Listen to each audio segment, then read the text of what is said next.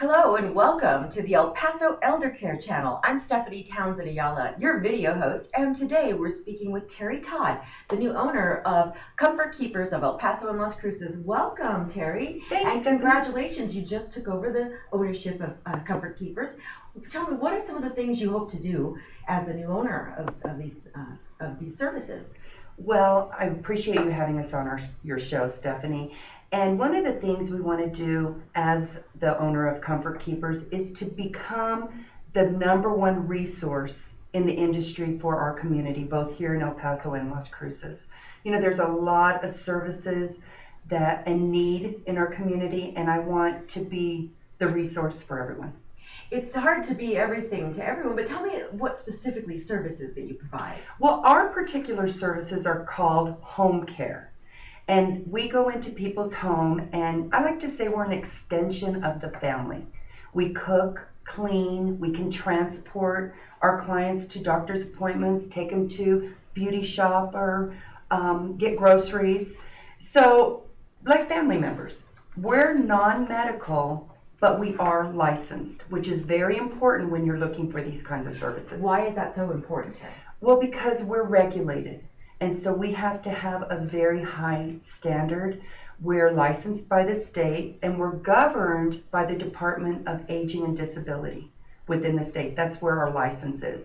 So we have to have backgrounds on every single caregiver. So you do a criminal background check on all caregivers? On all caregivers.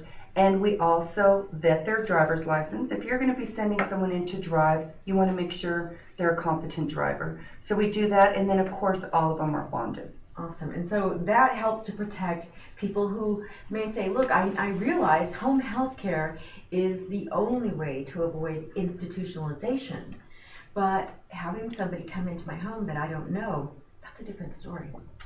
It is, and I think they are relaxed once they find out that we have all these regulations that we have to jump through, and we're monitored. You know, the state comes in and audits us, but in New Mexico, it is not a licensed division. Explain. So in Texas, it is required to have a license. Mm-hmm. In New Mexico, you can just hang out a shingle and provide home care. Really? Not home health, but home care. Mm. But because we're a franchise, we're held to a higher standard. So even if you're a resident in Las Cruces or Santa Teresa, Sunland Park, absolutely, we have a lot of clients in all three of those little cities. We are regulated by our franchise, and so we mirror our operations in both communities. So the standards that apply in Texas, you apply to all your New Mexico services as well? Absolutely. That's so important to know. So many of my clients live and work and own property on both sides of the states, and 3 states actually, Chihuahua, New Mexico, and Texas, and so it's important to know where you can get help. Absolutely. Now, we don't go into Mexico, but we do go into New Mexico. And, you know, our experience, we have wonderful caregivers. Even though we're classified as unskilled because we're not licensed, we don't have nurses or physical therapists or occupational therapists like home health does. Mm-hmm. But our caregivers are required to go through educational courses within their first month of being employed with us. And we do ongoing training. You know, Alzheimer's and dementia, very serious diseases, and caregivers need to understand about the various stages of those diseases, transferring a client, even companionship. You know, as we age, we have different needs. Nutrition. So I like to say there's 3 reasons families would hire us. 1, for socialization, because many elderly people live alone. They don't have companions. Many of their friends have passed and they're lonely. So our caregivers give them that. They don't want to cook, hence they don't want to eat because they don't feel like cooking, so they're not going to eat anything. Mm-hmm. We go in and we balance their nutrition. And then, of course, bathing. I don't know what it is as we age, but bathing becomes less and less appealing. It's difficult. It is. And so we go in and make sure not only their personal being is clean, but also their environment. That's so important because I've seen that when you serve somebody in their home, you're also serving the family. Because I've seen a lot of care providers who come into the home, and one of the hardest things for family members dealing with Alzheimer's is to stop arguing with your loved one who suffers from Alzheimer's. People just have a sense that they have to try to get that person to understand reality. And I think I've seen a lot of home health care providers go in and sort of set the tone to stop combating your loved one with Alzheimer's, but really start working with them. Exactly. The disease allows them to repeat. Well, you just go with it. You don't want them to get anxiety, or redirect them. Mm-hmm. Redirect, bring them back to what they do know. And our caregivers do that. We do a lot of fun projects too, organizing. And photos are one of the best things we can organize, because that brings the person back to some of the memories they love, and they can relive those memories. We have one veteran in Las Cruces. He's 96, and he loves when our caregiver, he can't wait. We go 4 times a week, and she always talks history with him. Wow. And she has learned a lot. It's really a mutual benefit, Stephanie. Our caregivers, we hear such wonderful, warm-hearted stories that they're learning on the job from our clients as well. And what distinguishes your company then from all the dozens of others out there? I think the number one distinction is our interactive caregiving. We've even trademarked that name, doing with, not for. Very important for that individual that we go in to see, that they feel in charge, that we're enhancing their independence, not taking it away. And I had a dad that was triplegic, and he taught me such a great life lesson, because he only had the use of his right arm, but he had a great mind. And he used to tell me, don't do everything for me. Let me be in charge. I know what I want to eat, where I want to go, how I want to do things. So ask me. And that was a good lesson for me, that even though he couldn't do it himself, mentally he could do everything. What a great story. Well, thank you. I'm Stephanie Townsend-Ayala, your video host for El Paso Eldercare channel, and I'm talking with Terrie Todd today, owner of Comfort Keepers of El Paso and Las Cruces, and we'll be right back. Welcome back to the El Paso Eldercare channel. Today I'm speaking with Terrie Todd, the new owner of Comfort Keepers of El Paso and Las Cruces, and we were talking earlier about going into the home. Tell me, what is the biggest barrier that your employees face when you're going into a home and trying to help somebody initially? What's the hardest thing? I think the hardest thing is denial. It's the family wants us, but not necessarily the client. Mm-hmm. And the client is like, oh no, I'm fine. I don't need anyone, because we all struggle to keep our independence. Mm-hmm. And it's fun to see the transition, Stephanie. And I had a client, the daughter came into the office and said, I need help, but my mother won't. I said, okay, we'll try it 1 day a week. Okay. She said, my mother's gonna fight you like crazy. I said, okay. We let the caregiver know, don't be forceful, just get to know them. Pretty soon, we're in there every day. She won't let her daughter take her to the doctor anymore. And a lot of times, clients feel more comfortable with someone that they're paying for, because they don't feel like they're being demanding. That's interesting. I find that many of my clients who, when they initiate services from people like yours, then they are at a state of depression and loneliness in their life that they've never had before. They can be, especially when you see that several of your activities of daily living are struggling. You struggle to bathe, or you struggle to walk. Your limited mobility. It can be depressing. And we were talking about that earlier. It just different mindsets. And, there's some people, as they age, they get very grouchy. That can be a challenge for a caregiver and for family members. But that's all the more reason to hire a service like ours, where the caregivers are trained and they understand how to deal with that. That it's part of the aging process and not personal. Right, and we, as people who work, professionals in the elder care arena, we have to always look at the means of least restriction. When you're talking about taking care or helping somebody, don't just throw somebody in a nursing home or a nursing facility. Take somebody into the home first and see if you can keep them there. How much do you think that you're helping people stay home in terms of, versus a nursing home? We do both actually. We have, because our service is not affordable to everyone because it is not covered by Medicare. Mm-hmm. So when you get the age of Medicare, when you might need our services, it's private pay.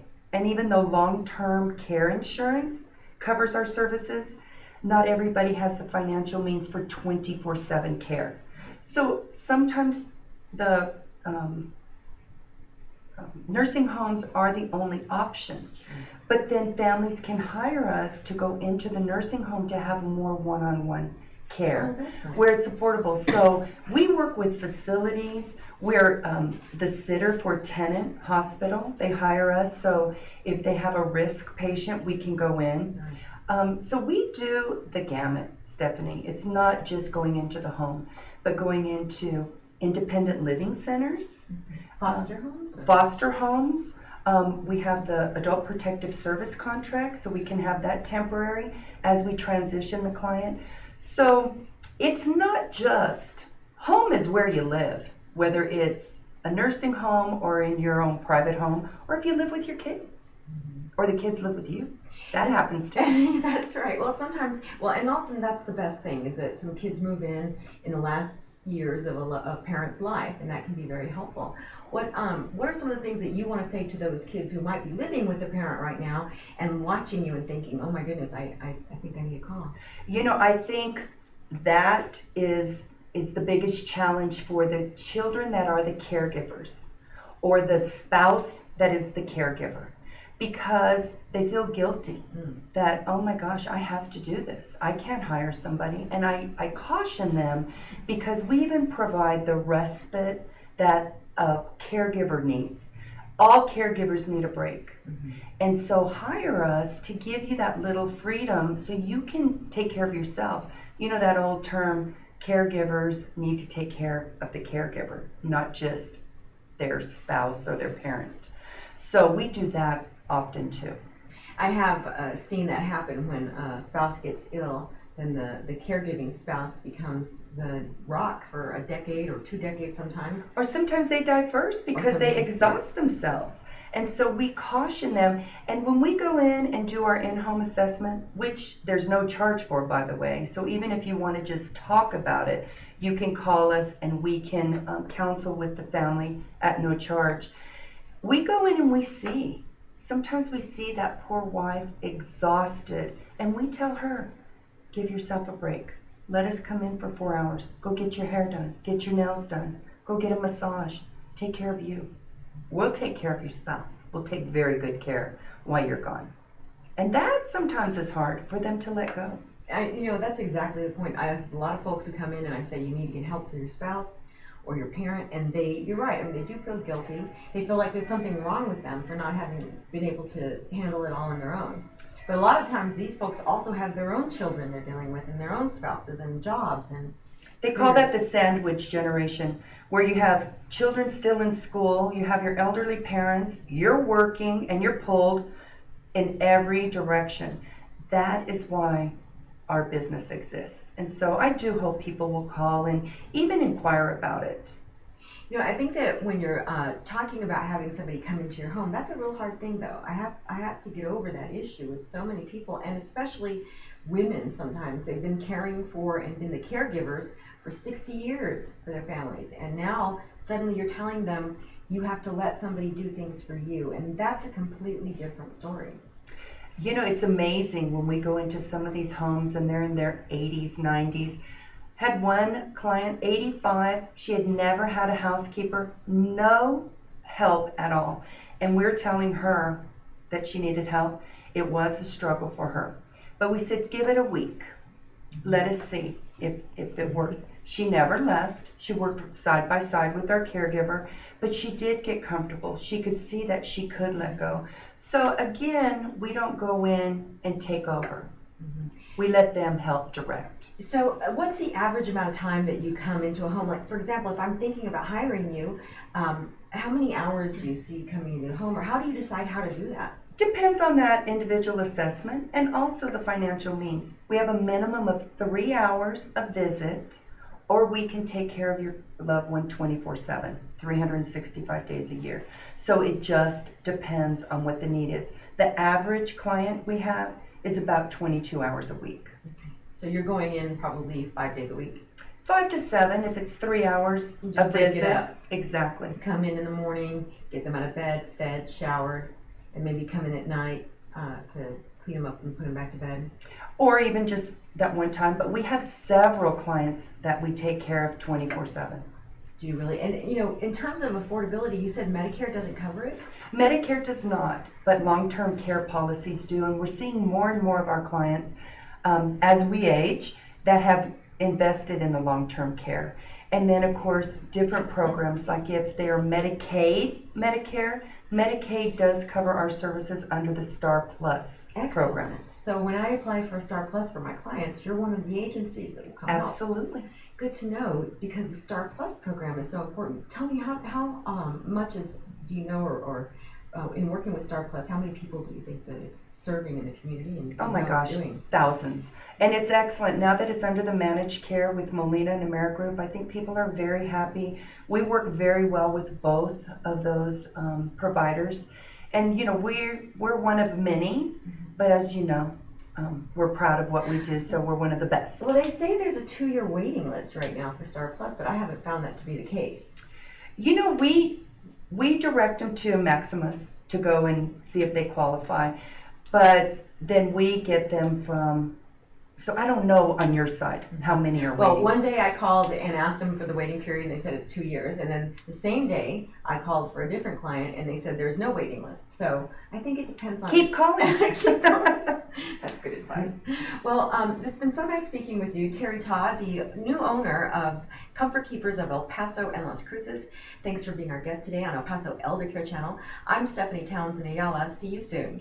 Thanks, Stephanie.